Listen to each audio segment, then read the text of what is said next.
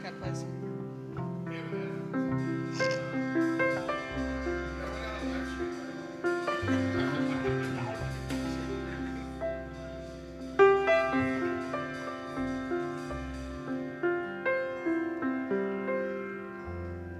All right. We're in business. There it is. Good morning. Happy Sunday. All right. So, little quick introduction for y'all. We've got Lyndon on the piano. We've got Sean on the drums.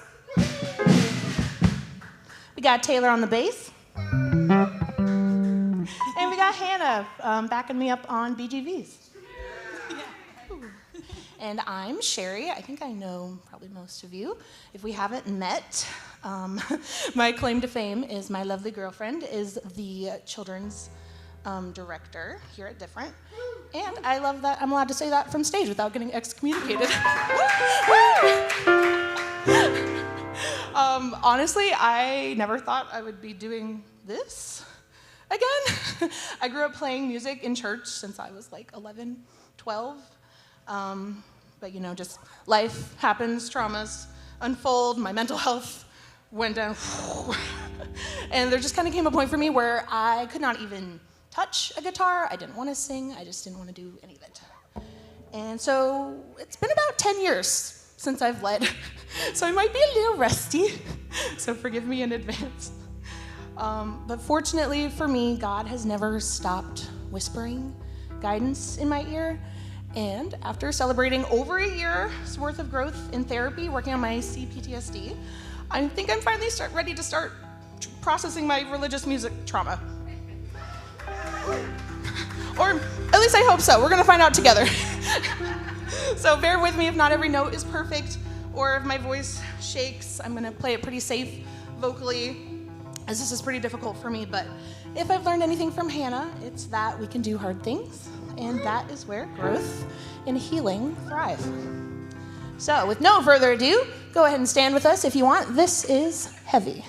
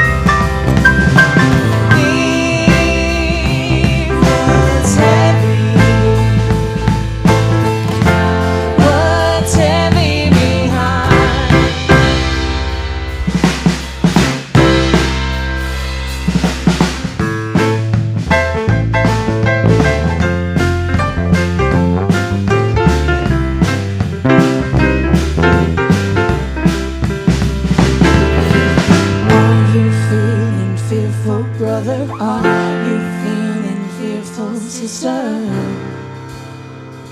The only way to lose that fearful feeling, replace it with love that's healing.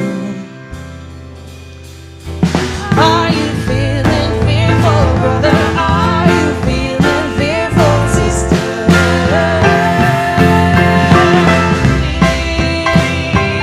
What's heavy? What's heavy behind? What's heavy? What's heavy behind? What's heavy? What's heavy behind?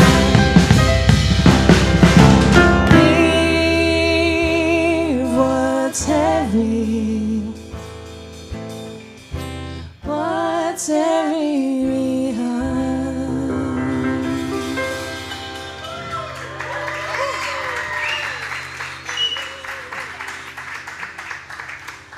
Thank you.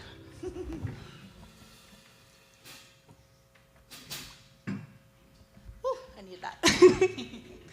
All right, this next one is actually one of Allison's favorite songs. She says it makes her think about how it's a miracle that we can meditate on the beautiful things that God says about us instead of the mean things we tell ourselves.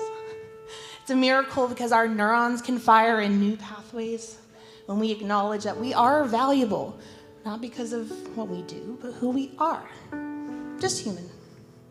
And it's a miracle when, despite our own bad choices and just general negativity around us, God never changes his mind about how much he loves us. This is Miracle of the Mind.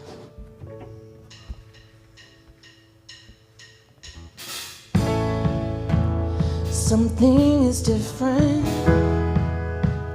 about the way you talk to me.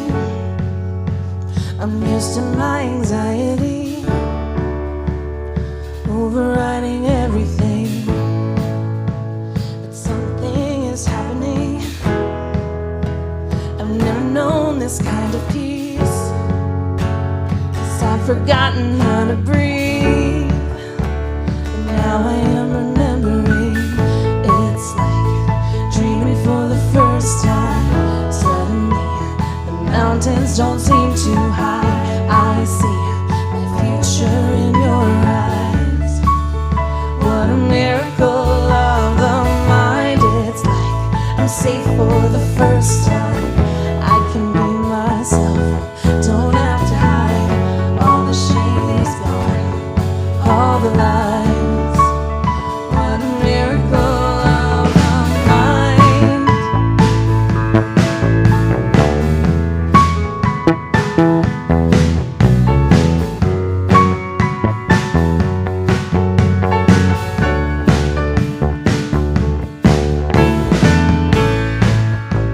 Something is healing. I'm beginning to believe I am what you think of me. Oh, this changes everything. It's like dreaming for the first time. Suddenly, mountains don't seem too high. I see the future in your eyes. What a miracle of the mind. It's like I'm safe for the first time. I can be myself, don't have to hide. All the shame is gone, all the lies.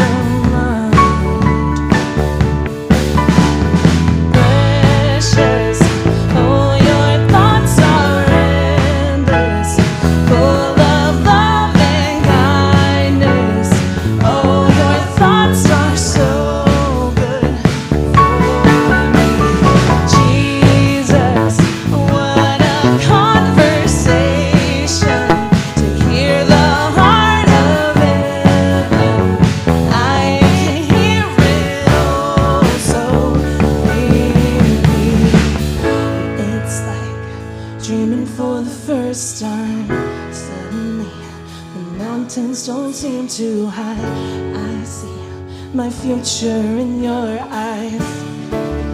What a miracle of mine. It's like I'm safe for the first time. Can be myself, don't have to hide. All the shame is gone, all the lies. What a miracle of the mind.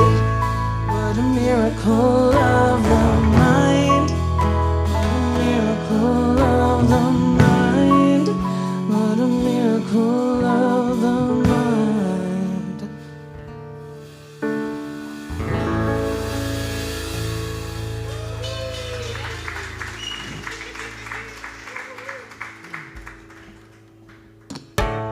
One more.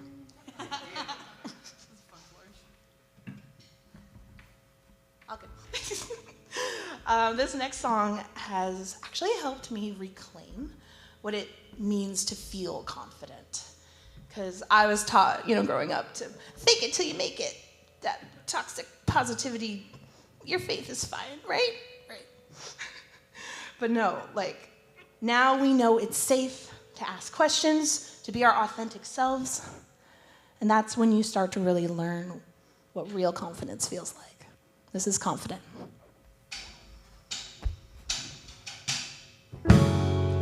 You're always moving in the unseen.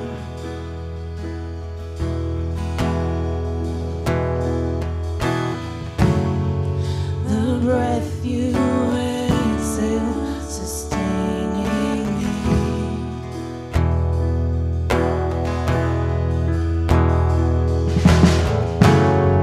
Before I call, you know my need.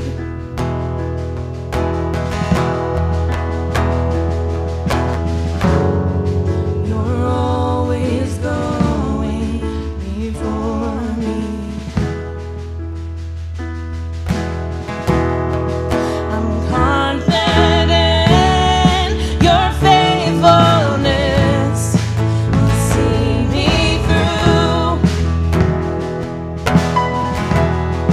My soul can rest, my righteousness is found in you. With every moment left, in every borrowed breath, let this be true. That all my heart for all my life belongs to you.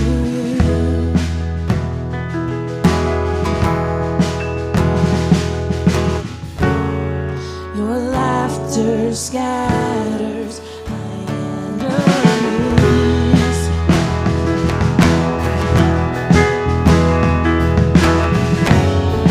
You give me joy for my morning.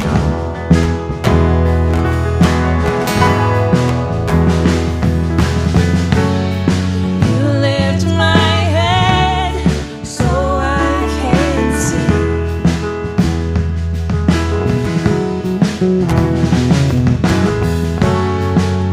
All of heaven surrounding me. I'm confident your faithfulness will see me through. My soul can rest, my righteousness is found in you. With every moment left, in every borrowed breath, let this be true.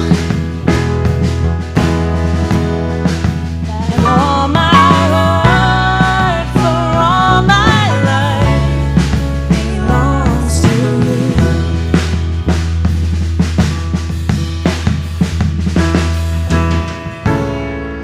I won't win this battle with the strength in my own hands. You're the mountain mover, and only you can. I won't build my life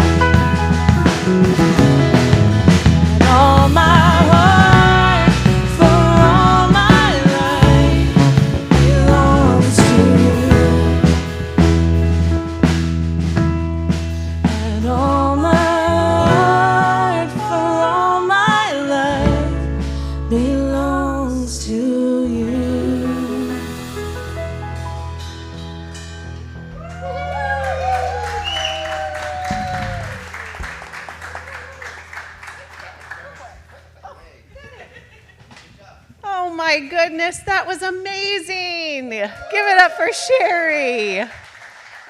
Oh my gosh, I didn't know I needed waterproof mascara today. I'm bawling. That was so good. How beautiful. Thank you so much, Sherry. You did amazing. Well, welcome to Diff Church. We're so happy you're here. Happy Sunday. Who's had a good week this week? Good. Who hasn't had a good week this week? Okay, glad you're here. So we are a volunteer organization. If you have any time, if you have any talents, in whatever capacity you would like to donate those time and talents, please do so. We are looking for volunteers. You can find out what we need and when we need it at diff.church. Also, if you like what we're doing here, if you want to support it and see this continue to happen, you can also donate at diff.church, or I believe in the back as well, there's a box. We are doing something special for Easter, but that's all my note says, so you know as much as I do. We're doing something special for Easter. Who's traveling for Easter? Well, do we have the majority of the people like in town, or will you be away doing things? You'll be, well, I'll be here, thanks. Okay, great, good. Okay, cool. Well, I hope to see you all for Easter. And then brunch is coming as well.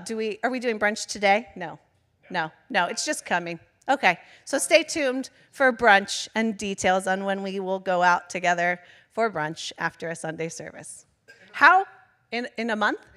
End of the month. End of the month. How informative was I today? So good. Just, you should have written that down. Okay, well, we love you all. So thankful you're here. Welcome up, Hannah. Clap it up. Good morning. Oh, yeah, you have your mic. There you go. I do have my own mic, but Jarrett needs that one because we're doing something fancy.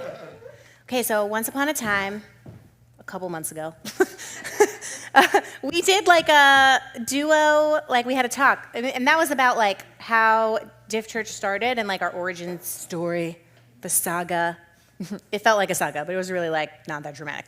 And we kind of went back and forth, and y'all seem to really love that, so we're gonna do it again. But today we're gonna talk about the Bible. I know. Put your seatbelts on, people. Okay. Hey, Hannah, can I cook for a second? No. Yes, you can. So you may remember last week during the service, whenever Gianna had to call out sick last week, I was also like, oh, great news. Randomly, Gianna is also off next week, which almost never happens. So Hannah and I are going to come up with something creative to do, which is like this idea, except for it was going to be like an hour. Luckily for you guys, Sherry was like, hey, wait, I could just sing. And I was like, oh, yeah, let's do that instead. So we did that, and then we're still doing this. But I know we've done it a couple times, but can we clap for Sherry one more time, please? Also, clap for the band one more time, too. Yeah. One of the really cool things about having like professional gigging musicians is A, they're really good, but B, sometimes it's just hard to schedule because they're doing stuff. Usually Peter would be back there like going crazy and doing lead stuff, or like Mike or Nolan, but we couldn't get a lead player this week, so it was like an extra bit of like anxiety for Sherry because there's not as much going on up here, and you just freaking crushed it. And Lyndon was awesome on piano, and he's got family here somewhere. Clap it up for Lyndon's family. Okay, I cooked. Okay. Did I cook? I cooked. What did you cook is the question. Oh, I had another joke. I had a joke I was going to do. Okay. Give it up for Sherry. She did so amazing. And trust me, I know how nerve-wracking it can be to get up here and sing because I sang Nickelodeon songs last week, which is exactly the same as what you did. You channeled the spirit of... Nick. Sherry channeled the spirit of the Lord. Yeah. Okay, so do you want to tell everyone what our topic for today is, and then I'll read the passage? I think you're going to do most of the talking. So if you want, I'll read for you. Oh, okay. You can, yeah. Oh, I got it right here. I prepared. Come on. Do you see how prepared he is and how not prepared I am for him to be prepared? Is anybody a fan of like true crime podcasts? Okay. Or generally any other podcast where there's like two people and one person does all the research and the other person is just like an idiot who asks questions? that's the vibe today. And we're going to be talking about the prodigal son. I have prepared and I pasted the story here in the New Living Translation, if you were curious. So here it is. To illustrate the point further, Jesus told them this story. A man had 2 sons. The younger son told his father, I want my share of your estate now before you die. So his father agreed to divide his wealth between his sons. A few days later, this younger son packed all his belongings and moved to a distant land, Georgia. And there he wasted all his money on peaches and wild living. About the time his money ran out, a great famine swept over the land, and he began to starve. He persuaded a local farmer to hire him, and the man sent him into his fields to feed the pigs. The young man became so hungry that even the pods that he was feeding the pigs looked good to him, but no one gave him anything. When he finally came to his senses, he said to himself, at home, even the hired servants have food enough to spare, and here I am dying of hunger. I will go home to my father and say, Father, I have sinned against both heaven and you, and I am no longer worthy of being called your son. Please take me on as a hired servant. So he returned home to his father, and while he was still a long way off, his father saw him coming. Filled with love and compassion, he ran to his son, embraced him, and kissed him. His son said to him, Father, I have sinned against both heaven and you, and I am no longer worthy of being called your son. But his father said to the servants, Quick, bring the finest robe in the house and put it on him. Get a ring for his finger and sandals for his feet, and kill the calf we have been fattening. We must celebrate with a feast, for this son of mine was dead and now has returned to life. He was lost, but now he is found. So the party began. Oh, there's more. Jeez. The Bible's like really long, you guys. Like pages and pages. Sorry if this part's boring. This is why we don't usually do scripture. I'm kidding. Meanwhile, the older son was in the fields working. When he returned home, he heard music and dancing in the house. And he asked one of the servants what was going on. Your brother is back, he was told, and your father has killed the fattened calf. We are celebrating because of his safe return. The older brother was angry and wouldn't go in. His father came out and begged him, but he replied, All these years I have slaved for you and never once refused to do a single thing you told me to. And in all the time, you never gave me even one young goat for a feast with my friends. Yet when this son of yours comes back after squandering your money on prostitutes, I said from stage at church, that feels weird, you celebrate by killing the fattened calf. His father said to him, Look, dear son, you have always stayed by me, and everything I have is yours. We had to celebrate this happy day, for your brother was dead and has come back to life. He was lost, but now is found. The end. I'm done, right? It's the end of this story, but the Bible still keeps going. Dang it. Okay, so everybody got all of that? You know exactly what's going on here. So what had happened was this younger kid gets tired of waiting around for his dad to die so he can get his inheritance. And he goes to his dad and effectively says, I want what isn't mine yet. You're still alive. Boo. And part of your estate is going to belong to me someday, but you're living too long. I want my money and I want it now. And I have often wondered about the father who just like gives it to him. Like, have you ever read this and been like, I'm sorry, what now? Like, is he a pushover? Is he tired of dealing with his arrogant, entitled son and is like, just take the money and get out of here. I don't want to see your face anymore. Is he trying to teach his son some kind of lesson? Either way, his dad gives him the inheritance and sends him on his way. I have a question. Yes. So this is a parable, right? Mm-hmm. Maybe not everybody out there knows what a parable is. Can you tell us what a parable is? A story that begins with once upon a time in a faraway land and has some kind of moral or teaching value, much like a fairy tale. And Jesus spoke in them All often. the time. Mostly parables. Because people like stories, I not lectures. I found that interesting because if we know anything about Jesus, he knows the scriptures really well, right? He was like 12 years old and like preaching in the temples and stuff. But whenever he is doing his ministry, it was like mostly stories, which is kind of cool and interesting. But speaking of the story, I'm just curious, how would this story have been perceived to someone who heard it in ancient times? Bad. Bad on multiple levels, right? So one, you raised your son and you did a bad job. Like, what a terrible kid you have. Ungrateful little jerk. Yes, that's not the word I would use, but yes. Also, like, you're bringing like shame on your house. Like, this is a very shame-oriented culture. So for the kid to be like, I wish my dad was dead, that's effectively what he's saying is, I wish he was dead, and you should just give me the money now. I think a lot of times whenever there's a story in scripture, I try and think of like a modern parallel. Like things back then were different than they are now, obviously. So like if somebody did X in ancient times, what's like a modern version of it? And I think for this story, it's actually just the same thing. Like, could you imagine going to your parent and just being like, hey, I'm out, give me some money?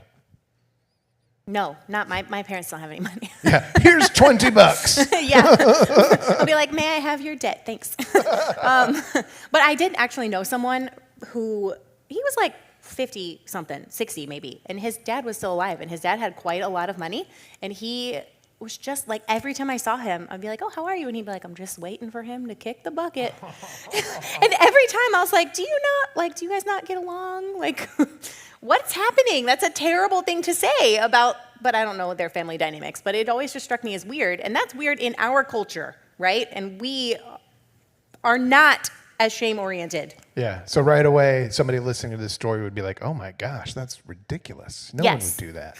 It's also worth noting that there were two brothers, and it would not have been a 50-50 split, okay? So in that culture, the firstborn son gets the lion's share. They get 2/3 of everything that belongs to the estate. The younger son would get 1/3. So we assume his dad gives him 1/3 of the money because it doesn't say he leaves with 1/3 of the goats and chickens and takes them to a faraway land so that he can spend them on drinking.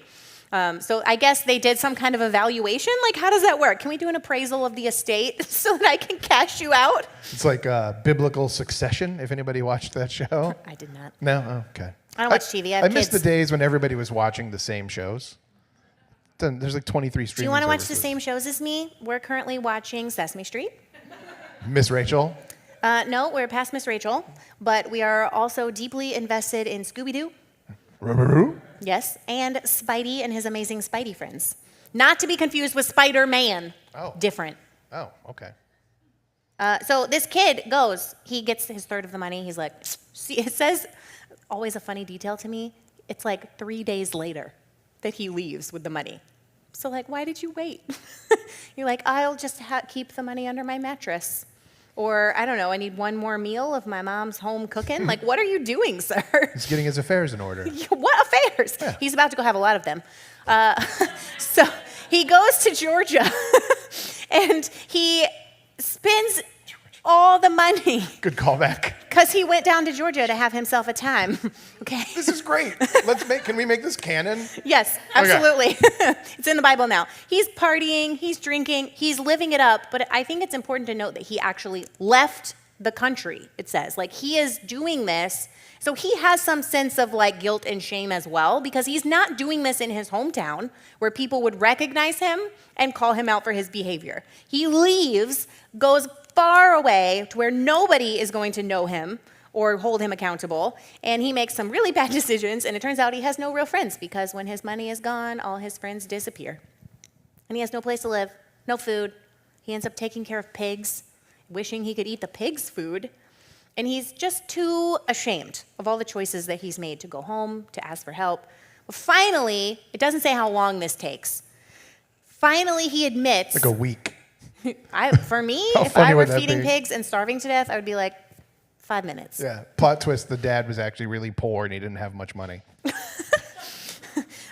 He admits that the pigs are treated better than he is as a human, okay? So he decides to go home and see if his dad might hire him, even as just a servant, for room and board. He's like, you don't even have to pay me, just give me food, I'm starving to death.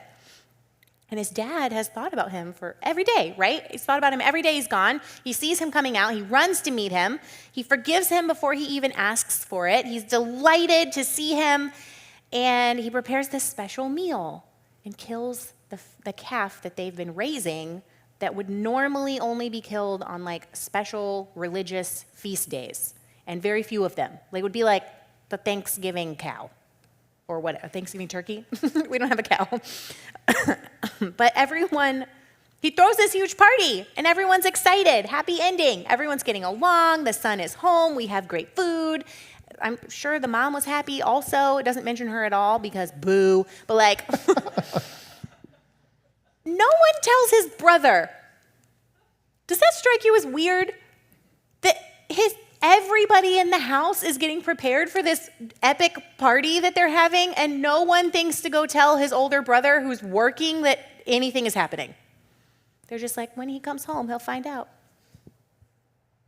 So yeah, his older brother is pissed for probably a lot of reasons. He can't not understand how his brother deserves such a party about making such poor decisions and wasting a ton of money and basically being a giant bum. And not only, that's not the only dynamic, okay? So his brother is like, you don't deserve this. You have taken advantage of our parents. You have shamed our family name. You have wasted all of this money. You're the worst. That's part A. Part B, I am not doing any of that, and no one has ever thrown a party for me, not even a goat. But not even just a goat, okay? Not even a goat that I Baby could goat. share with my friends. Like, so you don't get to have any fun? Is this classic firstborn, like, I have to work all the time? And he thinks he deserves a party, and no one does anything for him. Can I hit you with a theory? Do it. I don't want to step on something that you may have later, but I was just thinking about when Hannah was talking about no one told the brother.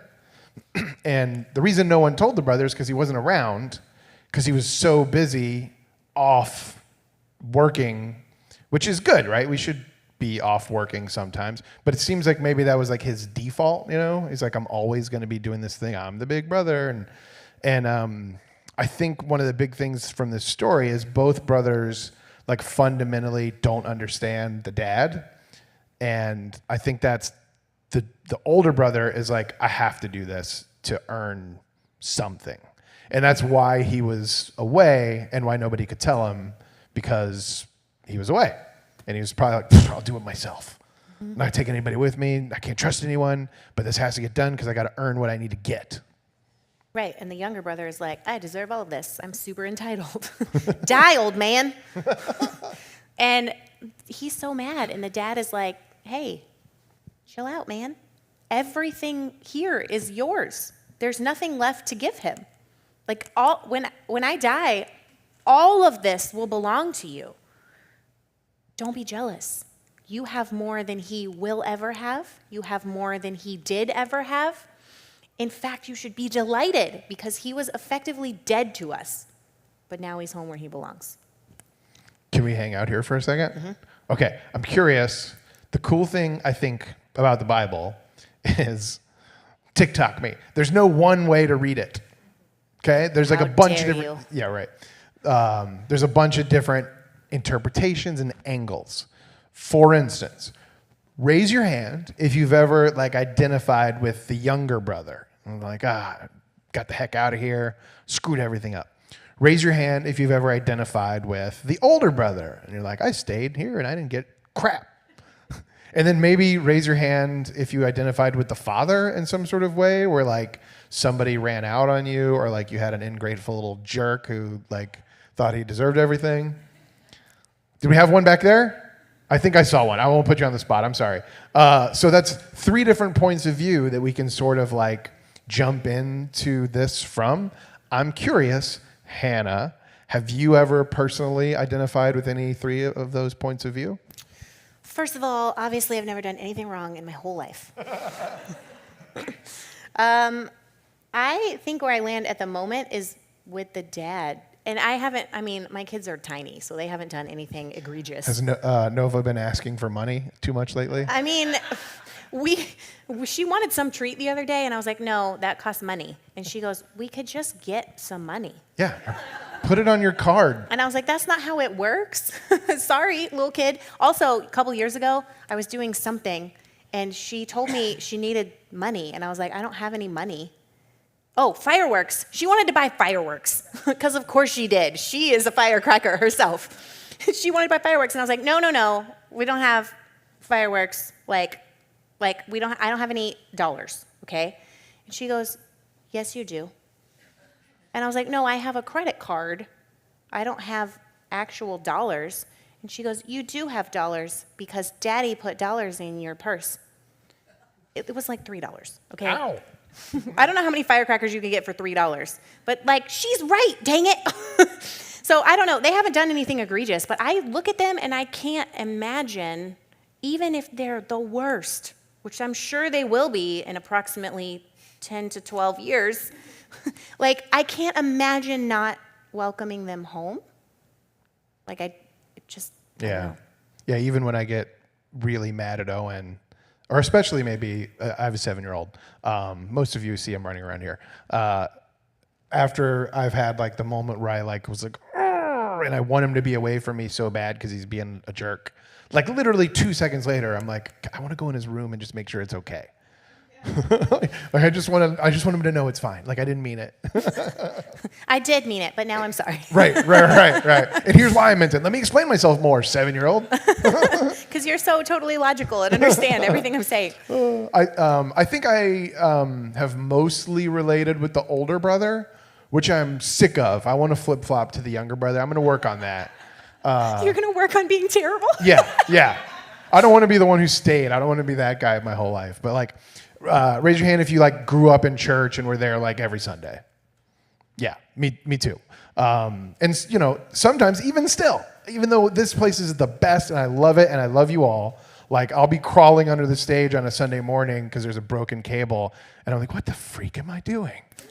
Like, what the heck? So I don't know. I've felt like that. Like, man, I've been putting in all this work for so long and I don't have any baby goats. No baby goats with your friends. Yeah, I think it's a wild story for a lot of reasons. 2 come to mind specifically. 1, Jesus is telling this story to people who would have had a way to react to this story. Like they would have been like, he's obviously a dum-dum and we're never going to talk to him again. Like, why would you let him back in? That's insane. But following Jesus can be really divisive. And like we spend a lot of time talking about like the way of peace and the way of Jesus and like all of this stuff that brings us together and unity. And like, okay, yes, true. Also, the dad did a really wonderful, loving thing in welcoming his son home with open arms without punishing him because he had already been punished enough. I think laying in a field with pigs wanting to eat their leftovers is a pretty good punishment, right? But in doing that, there's this division created not just between the brothers, but possibly in his family, his extended family, his community. He's opening himself up to being talked about. Again, after his son already left, things probably quieted down for a while, and now they're like, you're just going to let him come back like that? Bless his heart. And this story is in chapter 15, I think, of Luke, and in chapter 12, which is just a few chapters before, Jesus says this, which is not a popular verse, okay? Prodigal son, super popular. It's all about love and forgiveness and reconciliation. This, not popular. Jesus said, do you think I have come to bring peace on earth? No, I have come to divide people against each other. Families will be split apart, 3 in favor of me and 2 against, or 2 in favor and 3 against. So when you think about this story in light of what he just said a couple of chapters before, I think it's a wild scenario. But also, like, it causes division, and we're like, no, if Jesus is in our hearts, we should have more peace, right? We should have more unity. We should have more togetherness. I have thoughts. Go. I hate that verse. That's like one of those verses that I wish wasn't in there. And the good news is it's only mostly there. It's like that spirit, I don't think, is a bunch of different places in Scripture, but it is there. I'm curious, Hannah, if you maybe could hit us with like what that means for us. Like, I didn't come to do this, I came to do that. What does that look like in our modern times? Yeah, so in this scenario, it creates division because the older brother's mad he didn't get what he wants. His younger brother's dumb, okay? Okay. Let's imagine a few more scenarios. Imagine you are the child of really racist parents. And one day you come home and you say, as a follower of Jesus, I think we should love all people of all races and make sure that they're treated equitably. As a peacemaker following the way of Jesus, you are creating division. and likely a fight at Thanksgiving. Like, imagine you are some kind of executive in a really prosperous small business, right? And you say at your next board meeting, I want to take our profit margin over the next 10 years and cut it by 20% so that we can create recyclable products, so that we can create multi-use products, and we can minimize damage to God's earth, we can minimize the impact of our company on our employees. We want to take some of that profit and actually plug it into like family care for our employees who need it, so we can act as good stewards of God's creation. You're going to create division, and you might get voted off the board, right? Imagine you're a leader in a political party that prospers on spreading fear and misinformation. We can't possibly imagine that. And you write a memo saying we need to treat our opponents exactly like we want to be treated. We need to speak the truth, but free of lies and also free of exaggeration. Even if they're slandering us, we cannot return insult for insult. In fact, we should do good to them and speak well of them. In the name of peace, you will soon get fired. Okay, this is a creation of division. If your church decides as a group, which most churches don't, but let's say there's a church out there that decides as a group to reconcile longstanding enemies or make changes to be more inclusive or do some kind of racial reconciliation, it will make conflict with people who depend on the old status quo to keep it going. And I think maybe a reading of that scripture that isn't so good is maybe like someone in power who's like, we need to put the 10 Commandments in our schools, and we need to have mandatory prayer every day. And then someone speaks up and they're like, but wait, there's Jewish people in school and atheists and agnostics and Muslim and no, but I came to separate and blah, blah. That's the type of way that I usually hear people try and use that, and it's just like, ugh, which is why I mentioned earlier, I wish it wasn't there. But it is there, and what she said is way better. Do that. Yeah, I think one of the things we run into with the Bible over and over and over again is you can make it say whatever you want. And we get accused of that constantly, just so you know, like, I have awards for what a heretic I am. Because I do my research and I try to present to you a good, theologically sound reading of Scripture. There are good readings and there are bad readings. There is not a reading. That's not how this works. Yeah, and there might even be a couple different good readings or a couple different bad readings. Based on where we are in our culture, based on where we are in our lives, based on who you identify with in this passage, the brother, the older brother, the younger brother, the dad. So, I mean, it's just, I think that the way of Jesus is counter to everything that our culture is built on and has been built on for millennia, right? Like when Jesus is like, turn the other cheek, that's the way of Jesus, and everyone then and now would be like, no, what's wrong with you? I'm not going to get smacked twice. This is discipline. This is abuse. Like, it's not going to happen twice. I love to think about the way. I always, this is going to sound so strange coming from a guy who started a church and started another one and has always been involved in church. I feel like the point wasn't to become Christians. Like the point wasn't to create this new thing. The point was the way. That's how I like to think of it. And, you know, we're all trying our best to learn the way. This is the way. Did anybody watch that show? All right, cool. You're my people. Do you have Okay, a I have one bunch more thought. Yeah, okay. No, just one little more thought. Is the second thought I had is a verse in Romans, which is everyone's favorite. Romans 6, that's when Paul is talking, and he's like, well, should we keep sinning so that God can show us more and more of his wonderful grace?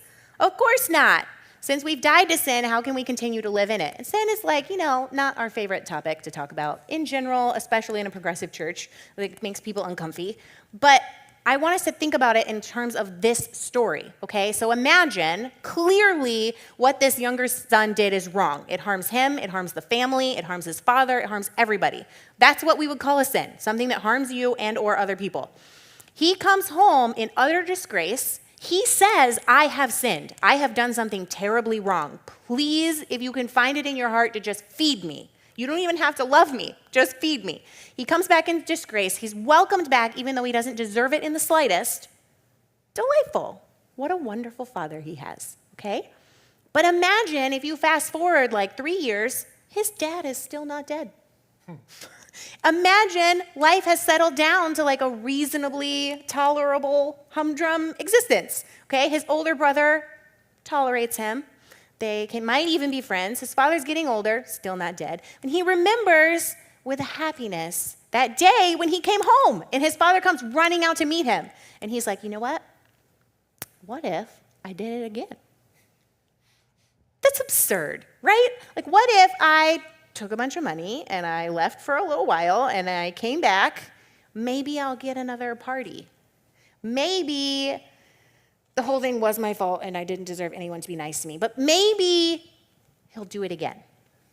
And that sounds absurd, but I think that that's how we relate to God a lot, and we don't want to admit it, right? We say things like, I'll deal with that later. Future me. That's future me's problem.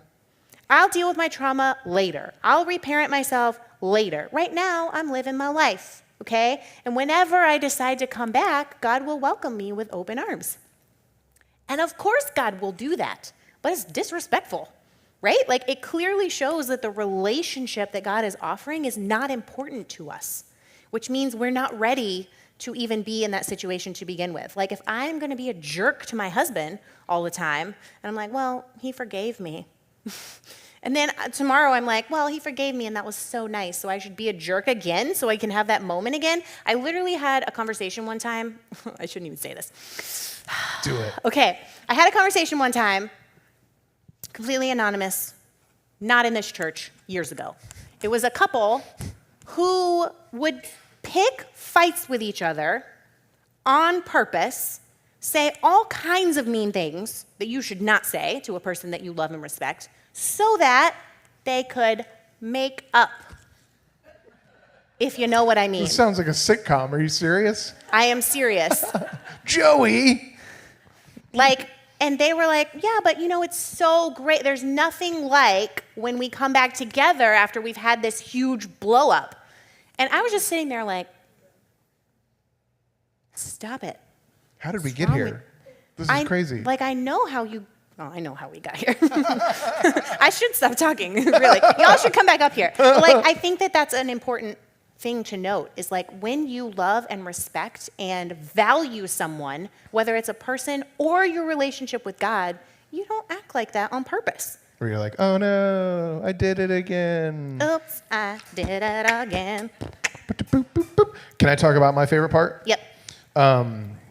So if you think about the story as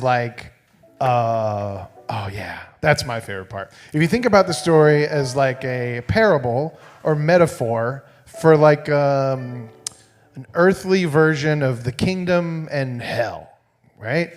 And the father's homestead is kind of like the kingdom, right?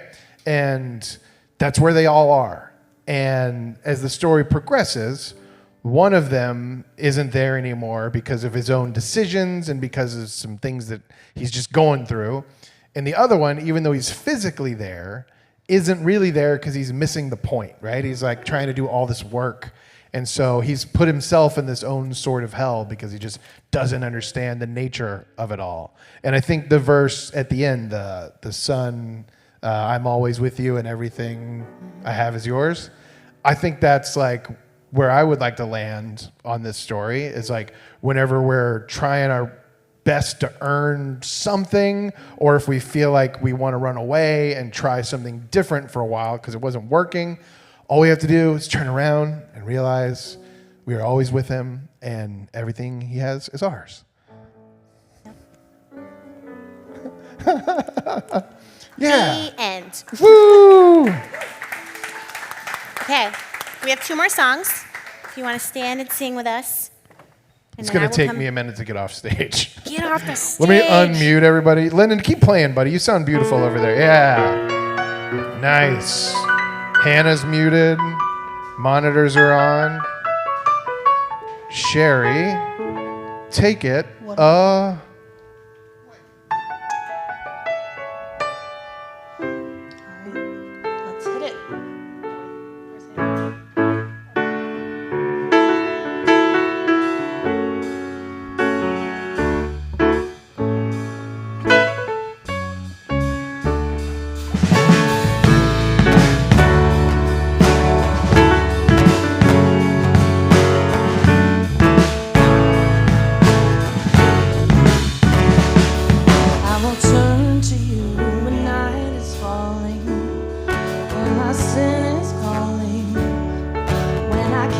see straight in the smokes in my eyes. I will wait for you when the future's blurry. It's the rush and hurry when the pain is real and the questions burn. 'Cause there's no limit to your love, no bottom to your ocean, no top to your mountain, no end to your sky. There's no limit to your love, no bottom to your ocean, no top to your mountain, no end to your sky. There's no limit to your love.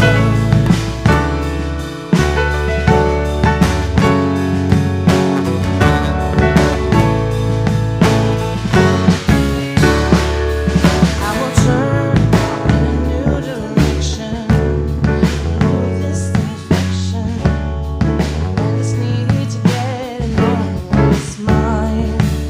I will ask for wisdom when I'm lost, nail my motives to the cross, find my peace in the promises you made. I will call on your name, Jesus. 'Cause there's no limit to your love, no bottom to your ocean, no top to your mountain, no end to your sky. There's no limit to your love, no bottom to your ocean, no top to your mountain, no end to your sky. There's no limit to your love.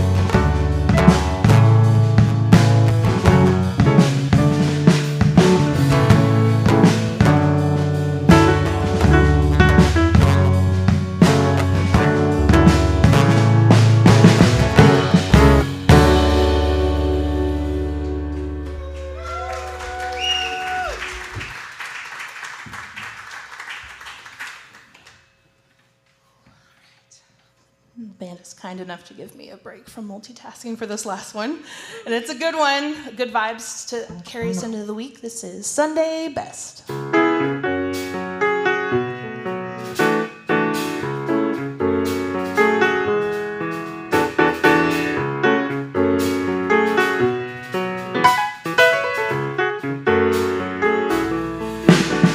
Feeling good, like I should. Went and took a walk around the neighborhood. Feeling blessed, never stressed. Got that sunshine on my Sunday best. Every day can be a better day despite the challenge. All you gotta do is leave it better than you found it. It's gonna get difficult to stand, but hold your balance. I just say whatever, 'cause there is no way around it. Everyone falls down sometimes.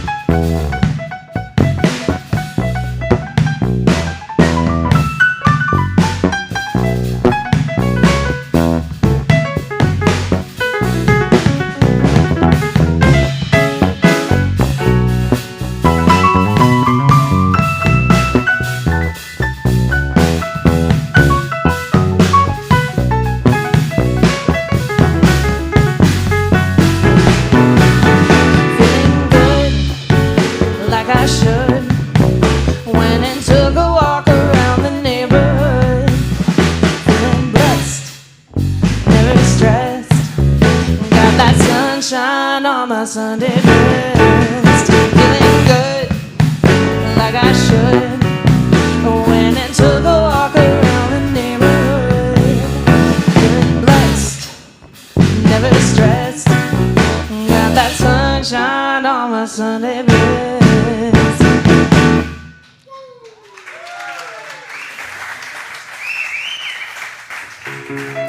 Yas. Sit down. That was excellent. I'm so proud of you. You don't need me to be proud of you, but I am. I don't keep this really short without getting emotional. Sherry. I don't think if you haven't been through some of what some people have been through in here, then you really don't understand how hard it is for people to even step foot in the door again, or to even consider trying to explore faith in Jesus again after some things that the church has done and sanctioned and been a part of. So I'm really proud of all of you, but I'm especially proud of you because that was delightful. And that was way better than Jarrett and I talking for an hour. Okay, so if you want to join a small group, you can go online, div.church. We do need some help, particularly on our setup team and our tech team and our kids team, all the teams. We need help on all the teams. If you would like to help us, it's usually one time a month. We try not to burn anybody out. And of course, you'll have our undying love and gratitude, and also from the Lord. And you can sign up for that on div.church as well. And happy St. Patty's Day. Is that this week? Next week? Next Monday. Boo. I bought corned beef too early. It was on sale, okay? That stuff's like so expensive. It was like $5 off a pound, which makes me think if you can like buy it at $5 off a pound, why does it cost that much to begin with? But that's just creating division. Okay, let's pray. Loved ones, may you go forth in the knowledge that you are always welcomed home. No matter how far you may wander or how lost you may feel, may you remember that God's love is unconditional, embracing you with open arms, just as the Father embraced his Son. May you find the courage to return to love, to humility, and to grace, trusting that transformation is always possible. And may you extend that same compassion to others, welcoming the lost and the marginalized with open arms, just as God has done for us. Amen. See you next week. Bye.